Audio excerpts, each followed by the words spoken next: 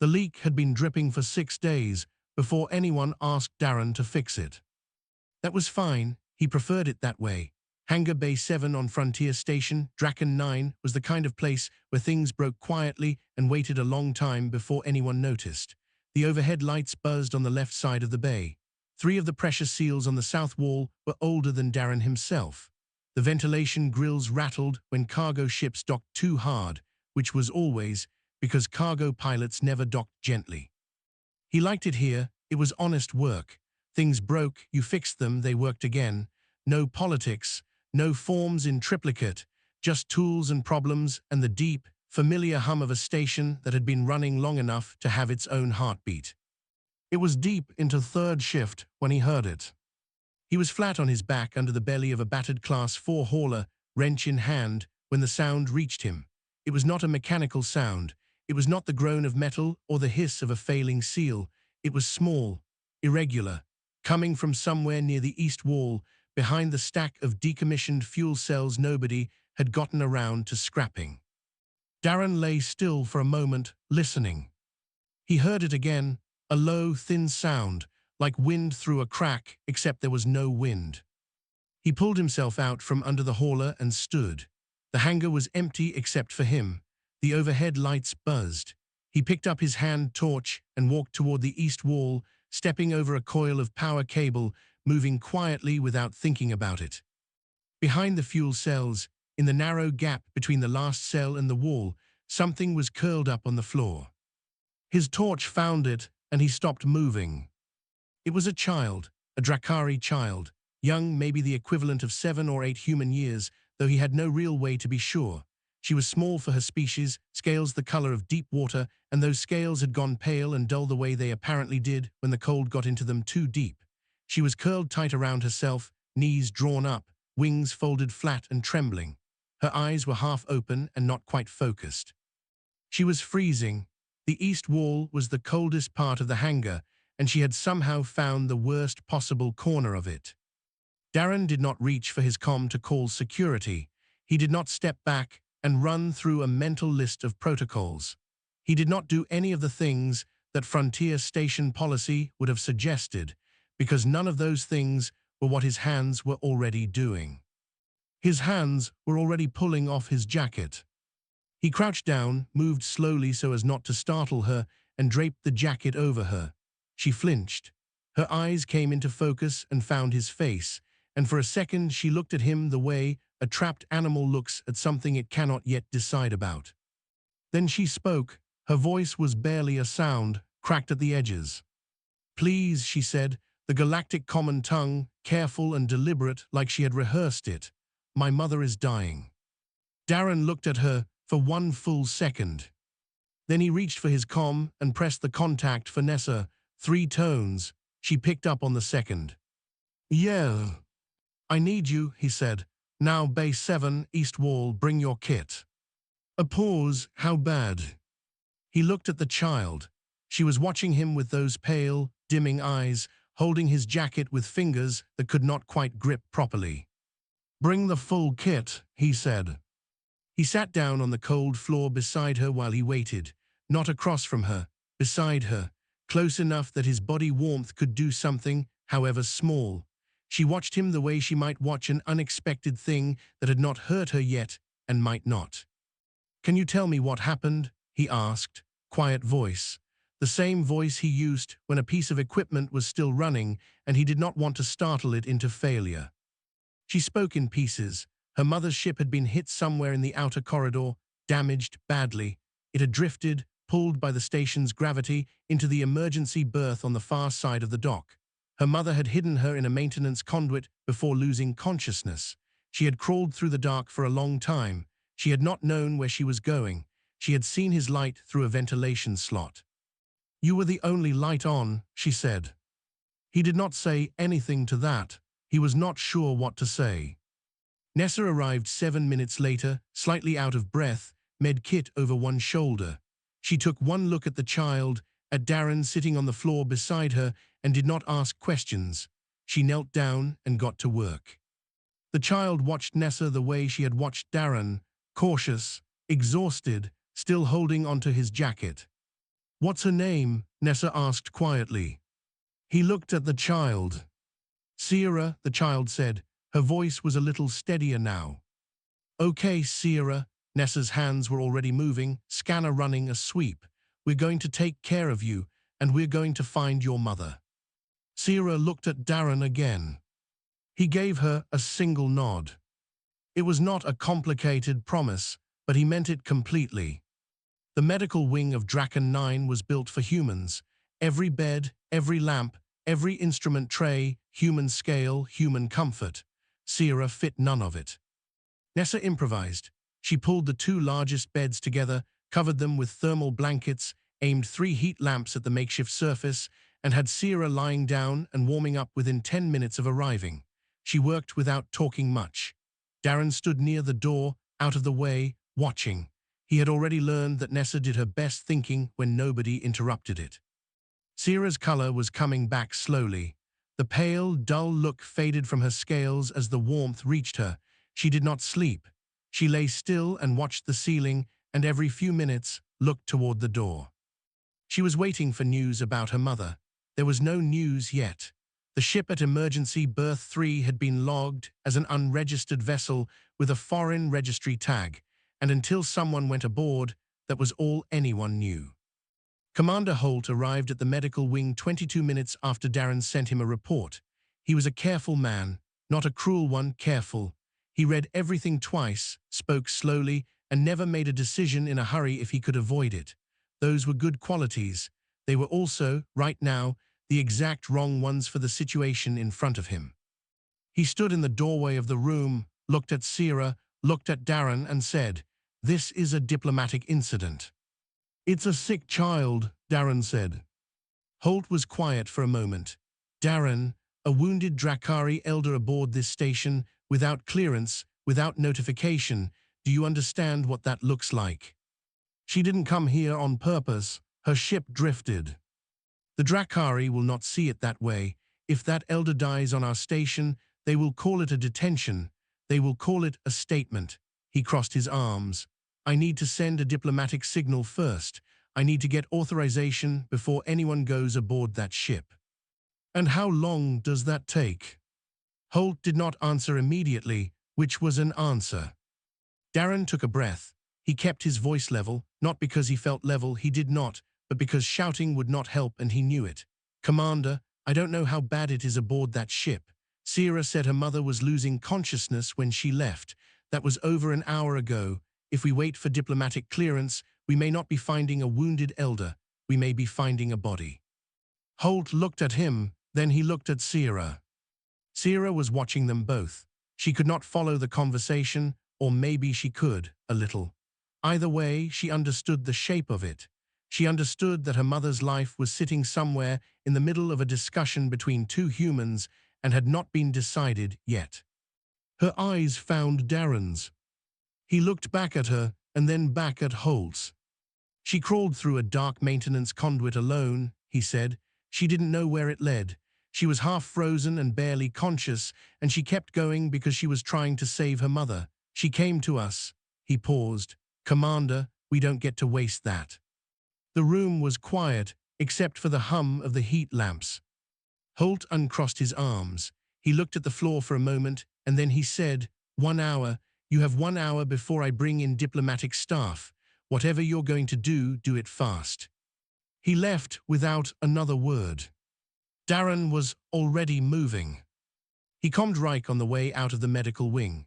Reich was his co-worker in the hangar, a large and permanently grumpy man who fixed things the way some people argued, with total commitment and no interest in being told he was wrong. Darren did not explain the situation. He said, "Emergency Berth 3, bring a full kit, now." Reich said, "Is this the kind of thing I'm going to be annoyed about later?" "Probably. On my way." Emergency Berth 3 was on the far docking arm. The ship sitting in it had taken damage along its whole port side, long scoring marks, the kind plasma weapons left. It was a Drakari vessel, built in that angular, layered style that looked like stacked armor plates. One of the landing struts had buckled on impact with the berth floor. Nessa had come with them, leaving Sierra in the care of a junior medic, with strict instructions to keep the heat lamps running and not to say anything alarming. They breached the hatch manually. The inside of the ship was dark and cold and smelled like metal and something older, heavier, the particular scent of Drakari spaces, which Darren had encountered once before and never quite forgotten. They found Vora in the main hold. She was enormous. Even lying on the floor, even still, she filled the space the way a mountain fills a valley. Ancient scales, deep bronze and black, covered in the kind of fine markings that came with decades. A wound ran through her left side, deep, cauterized at the edges but still seeping. Her chest rose and fell, slowly. Her eyes opened. They were gold, fully aware, not the eyes of someone who had lost the fight yet. "Leave," she said. Her voice was low and even. "This is not your concern, short-lived ones." Darren knelt beside her, not in submission, just to be at eye level.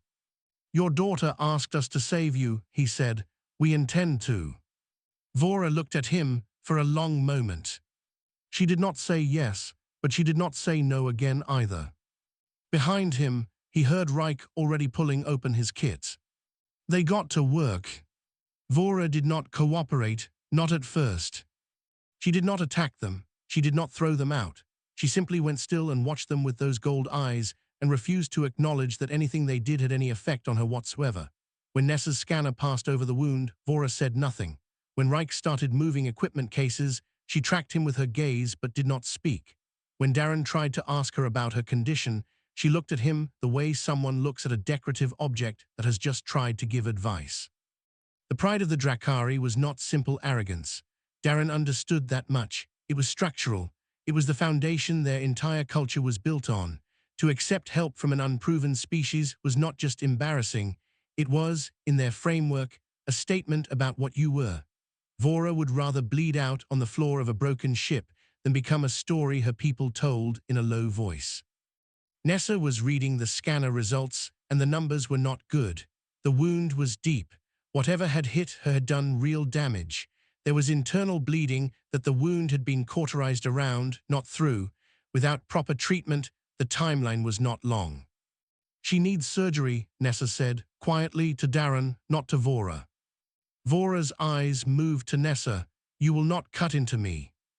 "Okay," Nessa said. She kept her voice neutral. "Then you'll die." It was not said cruelly.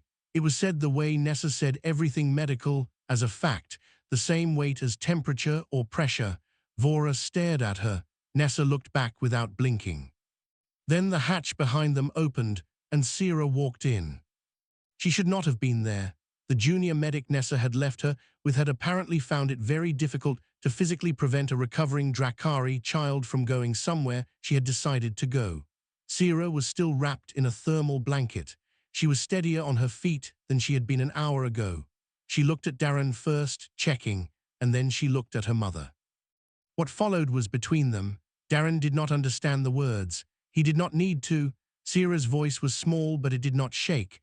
Vora's first response was sharp, low, clearly a refusal. Sierra answered it. Vora went quiet. Sierra spoke again, shorter this time, and her voice cracked at the end. Vora looked at her daughter for a long moment. Then she looked at the humans. She did not say yes.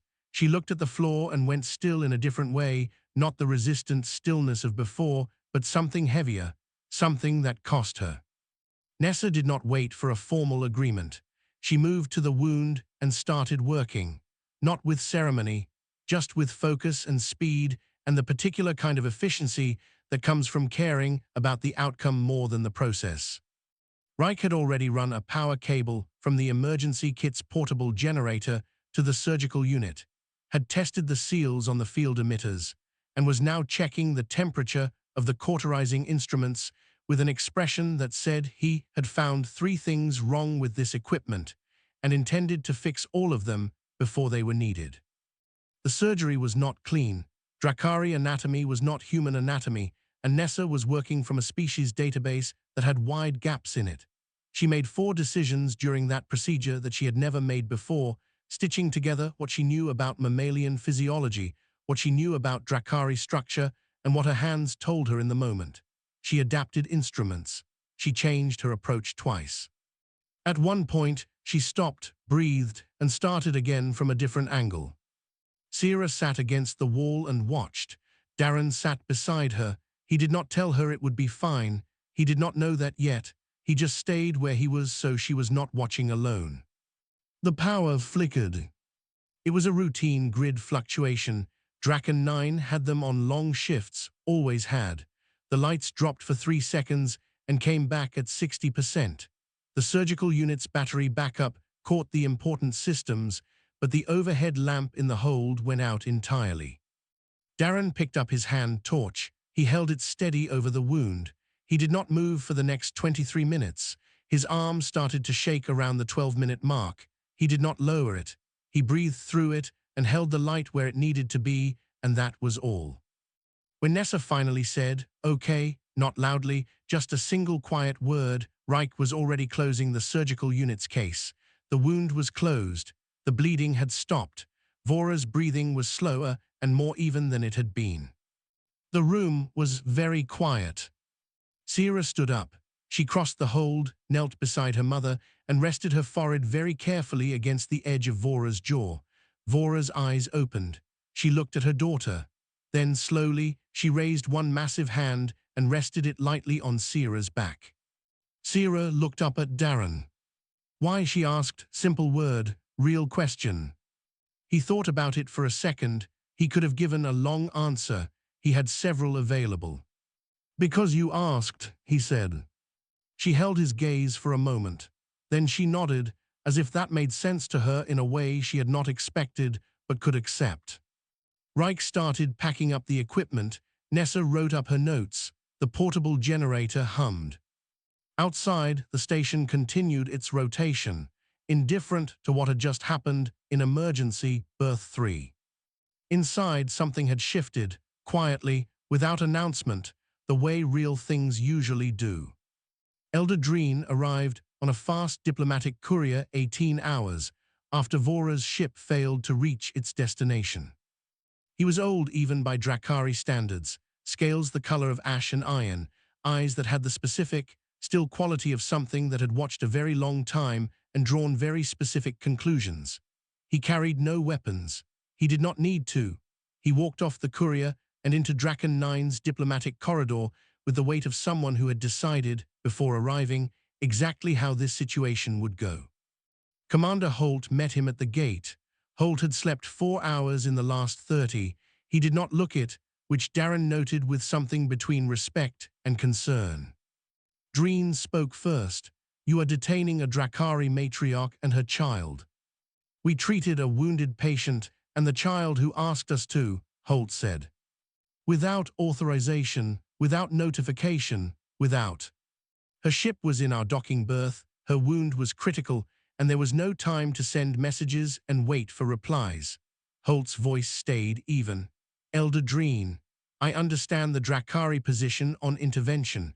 I also understand that the alternative was watching her die while we waited for permission to help." Dreen was quiet. He was the kind of man, the kind of being, who used silence the way other people used arguments. He let it sit. He watched Holt's face. Holt did not fill the silence. He held it back, which took more discipline than talking. "I will see her," Dreen said finally. Vora had been moved to the station's largest recovery room, which was still not large enough for her comfort, but she had not complained about it. She was sitting upright when Dreen entered, which was itself a statement. She was not going to be seen lying down by one of her own advisors. Dreen looked at her for a long time. She looked back.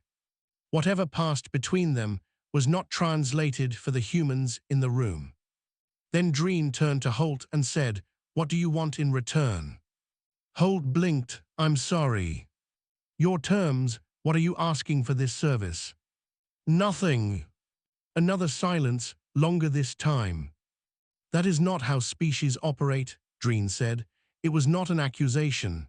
It sounded more like a man confronting a fact that did not fit the shape of his existing knowledge. "Maybe not," Holt said, "but it's how this station operated yesterday, and it's what you have." Dreen looked at him for a moment, then said, "I would like to speak with the one who found the child." Darren was in Hangar Bay 7, back under the belly of the same cargo hauler, when his comm buzzed with a message from Holt that said, in its entirety, "Come to Bay Level Corridor C, don't bring tools." He came, he did not bring tools, but he had grease on his hands he had not finished wiping off when he got there. Dreen looked at his hands and then at his face. "You are the mechanic," Dreen said. "Darren Cole, yes. You found the child, you organized the treatment, you held the light." He said it plainly, like he had been given a report and was confirming the details. "What do you expect from this?" Darren thought about it for a second. He could tell the Elder was waiting for a strategy, a political angle, a request. The Drakari understood the galaxy as a network of transactions and balances. Help was a weight you placed on one side of a scale. You placed it because you expected something to balance the other side eventually. "Sierra asked for help," Darren said. "We helped. That's the whole thing, Elder. There's no invoice." Dreen looked at him, then looked away at the corridor wall, in the particular way of someone who needs a moment to rearrange something internal. "We have studied humans for many years," Dreen said finally. "We know your history, your wars, your chaos, your tendency to act before thinking. We prepared for that. We built our diplomatic positions around it." He paused. "We were not prepared for this." "For what?" Dreen looked back at him. "For the possibility that the acting before thinking and the willingness to help without reason were the same thing." Darren did not have an answer for that. He was not sure it needed one. "I would like to see Sierra," Darren said. "She has been asking for you," Dreen said, and something in his voice shifted slightly. "She has been asking since she woke up this morning. She is insistent." A pause, and if Darren had not been watching closely, he would have missed the faint change in the Elder's expression. "She is very much her mother's daughter." Sierra was in the recovery room, sitting near the foot of Vora's resting space, drawing something on a data pad with focused intensity. She looked up when Darren came in, and the look on her face, the specific, immediate relief of a child who had been wondering for hours if someone was coming back, was the kind of thing that stayed with a person. She held up the data pad. She had drawn the hangar, rough and approximate, with a small figure and a light in one corner, and a large dark shape huddled near a wall. It was not a complex piece of art. It was the most accurate thing he had seen in a long time. He sat down beside her and did not say anything. That was enough. Word travels on a station the way water travels through old pipes, through gaps, around corners, in ways nobody planned and nobody can quite stop. By the time Admiral Sorrell's vessel docked at Draken 9, the story had already left the station. Cargo pilots who had been in berth during third shift had heard things from hangar crew, who had heard things from the medical wing staff, who had said nothing official, but were human beings who talked to other human beings. Somewhere between Draken 9 and the nearest relay point, the real version of events had outpaced the official report by 2 days. It was not the diplomatic version. The diplomatic version was procedural, careful, full of phrasing like emergency medical intervention and preliminary cross-species cooperation initiative. The real version was simpler. A man working alone in a cold hangar had found a dragon child and refused to let her mother die. Admiral Sorrell was a compact, precise woman who had run 2 fleet operations and 1 war negotiation in her career. She did not travel to stations to deliver compliments. She traveled because something required her personal attention, and her personal attention was not comfortable to have. She found Darren in Holt's office. She had asked for Holt's office specifically because it had a door, and she closed it behind her. She was thorough. It took 7 minutes. She listed, clearly and in order, the breach of diplomatic protocol, the unauthorized boarding of a foreign vessel, the unsanctioned medical procedure performed without treaty authority, the failure to file a pre-action report, and the complete disregard for the standing ceasefire's procedural appendix, which existed for specific reasons and was not, as Darren appeared to believe, optional. Darren stood and listened. He did not interrupt. He did not look at the floor. When she finished, he said, "With respect, Admiral, I'd do it again. The office was very quiet. Sorrel looked at him for a long moment. She was not a person who was often surprised. Her face did not show it when she was, but there was a pause, half a second, not more, before she spoke again. I know, she said. Her voice had changed, still precise, something quieter under it. That is why I am also recommending you for a commendation. She picked up her data slate.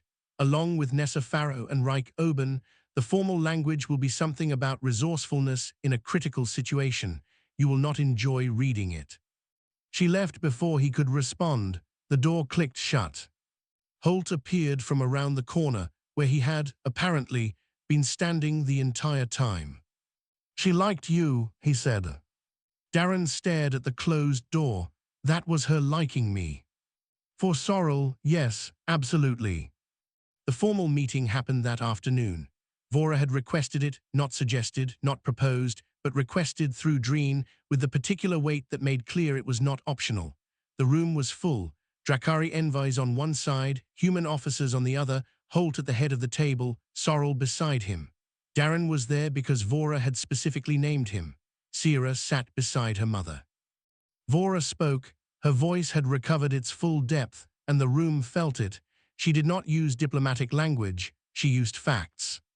She told them that her vessel had not drifted into Draken 9's gravity well by accident. It had been ambushed, deliberately and specifically targeted by a Drakari isolationist faction that had been operating in the outer corridor for months, a group that opposed any contact with humanity and had decided that removing Vora would remove the most significant voice within Drakari leadership for interspecies dialogue. They had meant for her to disappear. An elder lost in deep space, no witnesses, no record. They had not planned for a frontier station with a cracked overhead light, a mechanic who worked third shift, and a child who chose to crawl toward the only light that was on. The room was very still when she finished. Dreen had heard this before, his expression said so, but hearing it stated formally, in a room with human officers present, had a different weight. Sorrel said, quietly, "You're telling us that we saved the Drakari's leading voice for human contact." "I am telling you," Vora said, "what your mechanic's decision prevented." The political weight in the room shifted. It was not a dramatic thing. It did not come with sound or movement. It was simply that everyone in that room recalculated, simultaneously and silently, what the last 30 hours had actually meant. Then Vora spoke again. She said 3 words in the Drakari language. Dreen inhaled slowly. One of the younger Drakari envoys looked startled. "She is granting a title," Dreen said, for the room's benefit. His voice was controlled, but something moved behind his eyes. "Vrath Solen, it has no direct translation into the common tongue. The nearest equivalent is those who proved their worth without being asked." He paused. "In our recorded history, it has been granted fewer than 40 times. To outsiders, never until now." He looked at Darren, at Nessa, at Reich, who had come in quietly near the back and was now standing very still in the way of a man who had not expected to be standing in this particular room when he woke up this morning. Sierra leaned over and took Darren's hand. She did not make a speech, she just held on. He did not let go. 3 days later, the Drakari prepared to leave. A new ship had arrived from their homeworld, larger, properly crewed. The kind of vessel that left no question about the status of those aboard. It docked at the main berth, while Vora's damaged ship was slowly towed to the repair yard, where it would take weeks to fix the port side damage and replace the collapsed landing strut. Nobody asked Reich to look at the damaged ship's wiring before it was towed. He did it anyway. He spent 4 hours on it the night before, without logging the time, finding 8 separate issues that had nothing to do with the ambush and everything to do with whoever had wired the internal systems originally. When he was done, he left a note in the maintenance bay, written on actual paper because he did not trust anything digital to convey the right tone. It said, "Fix the port relay and 6 other things that were going to kill someone eventually. Whoever wired this section was delusional. Safe travels." He told no one. Darren found out because one of the Drakari crew found the note and asked Dreen what it meant, and Dreen had told him very briefly, because he seemed to find it difficult to discuss. Nessa had already transmitted Vora's full medical file to the Drakari diplomatic channel, not for credit, not as a formal gesture, just because she had written up everything she had learned and figured the next Drakari medic who faced a wound like that one would need it. She included her notes on every decision she had improvised, what had worked, and what she had changed, and why. It was the most complete cross-species surgical record that existed, and she had sent it the way she sent most things, without making anything of it. On the morning of departure, Darren walked Sierra to the dock. She had recovered fully. 3 days of warmth, food, and sleep had put the color back into her scales completely, deep water blue, bright and clear.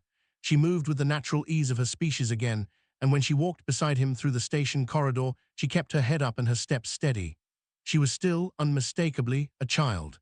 But she was a Drakari child, and even young they carried themselves with something that humans had to earn over decades. She was carrying a small object in her hands, turning it over as she walked. At the dock entrance, she stopped and held it out. It was a carved stone token. Not large, it fit in a closed hand. The carving was tight and intricate, small overlapping scales worked into the surface, and at the center, a shape that he recognized after a moment as a simplified wing spread. It was old. The edges were worn smooth by time and handling. "It is a waystone," she said. "Among my people, you give one to someone you want to be able to find again."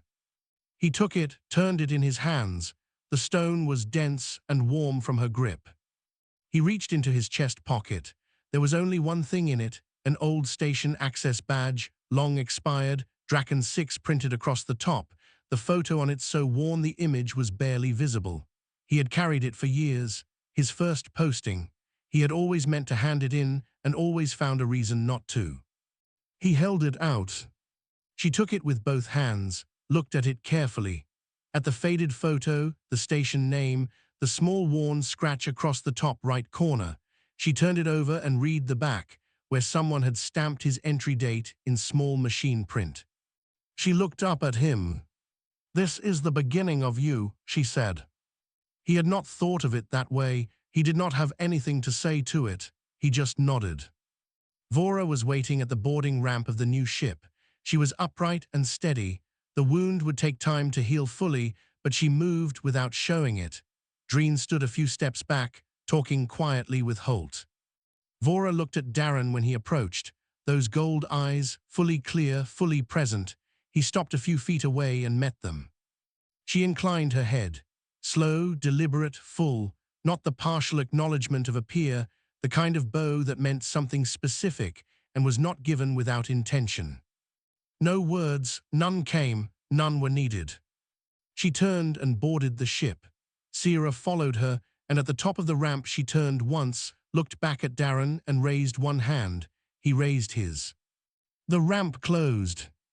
The ship undocked quietly and moved out of the berth and into open space. Darren watched it through the observation port until the running lights were too small to see clearly. Reich appeared beside him.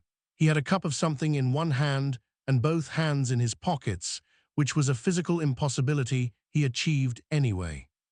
"We're going to get called to about 800 meetings over the next year," Reich said.